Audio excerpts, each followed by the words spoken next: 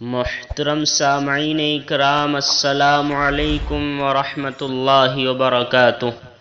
آج کی ویڈیو دو باتوں پر مشتمل ہے، ایک اہم مسئلہ اور ایک اسلامی کیلنڈر۔ مسئلہ یہ ہے، کیا فرماتے ہیں علماء دین و مفتیان شرع متین مسئلہ ذیل کے بارے میں؟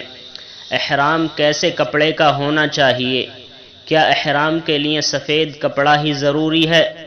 اگر کسی شخص نے رنگین کپڑوں میں احرام باندھ لیا تو اس کا کیا حکم ہے؟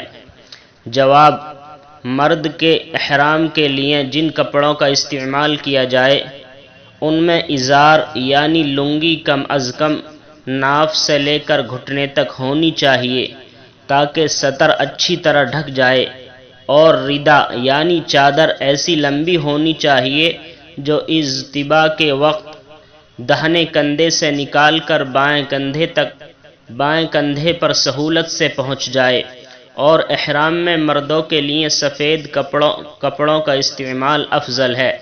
اگر کسی نے سفید رنگ کے علاوہ دوسرا رنگ مثلا لال، کالا، پیلا یا ہرا وغیرہ کپڑا بھی استعمال کر لیا تو وہ بھی درست ہے، یا رنگین اونی چادر یا رضائی وغیرہ بھی اوڑھ لی تو کوئی حرج نہیں ہے، واللہ تعالی اعلم بالصواب۔